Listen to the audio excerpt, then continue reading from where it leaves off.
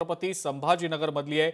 Chhatrapati संभाजीनगरच्या railway स्थानकावरच्या पाटीवर उर्दू भाषेतनं लिहिण्यावरनं वाद झालेला होता आणि याच अनुषंगानं आता एक अपडेट समोर आलेली आहे। एका इसमानं या रेल्वे स्थानकाच्या पाटीजवळ लघुशंका केल्याचा धक्कादायक प्रकार घडलेला आहे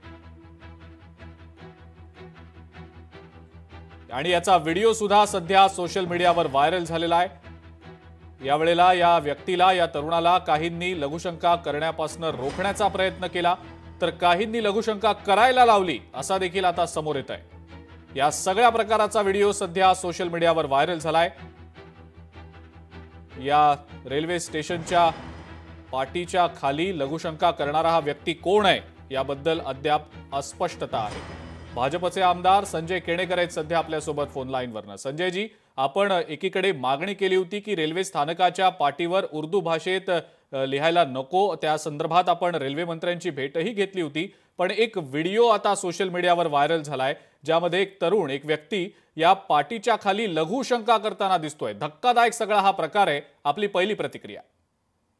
खरं तर अशा प्रकारचे संभाजीनगरमध्ये फिसादी जिहादी मनोवृत्तीचे फार लोक आहेत ज्यांना छत्रपती संभाजीनगर नावाचा खऱ्या अर्थानं फार दुःख होतंय आणि वेदना होत आहे। ज्या संभाजीनगरनी आम्हाला, ज्या संभाजी महाराजांनी आम्हाला धर्माकरता कसं मरावं, धर्माकरता कसं जगावं हे शिकवलेलं आहे आणि त्यामुळे या फिसादी मनोवृत्तीच्या माणसाला आम्ही दृष्टिकोनातून जे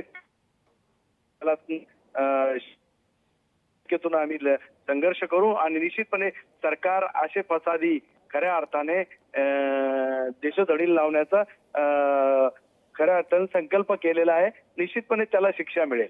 नाही, पण संजयजी, ही काय मानसिकता आहे नेमकी? म्हणजे विरोध करणं एक प्रकारे ठीक आहे, तुम्ही विरोध करू शकता, पण अशा प्रकारे लघुशंका करणं हे कितपत योग्य आहे? काही जण या व्यक्तीला रोखताना देखील दिसतायत, मात्र काही जण यावेळेला या व्यक्तीला उद्युक्त देखील करतायत। म्हणजे दोन्ही प्रकारचे लोक आपल्याला दिसतायत, विरोध करणारे, समर्थन करणारे, पण अशा प्रकारची मानसिकता ही छत्रपती संभाजीनगर मध्ये दिसते। वेदना होत आहे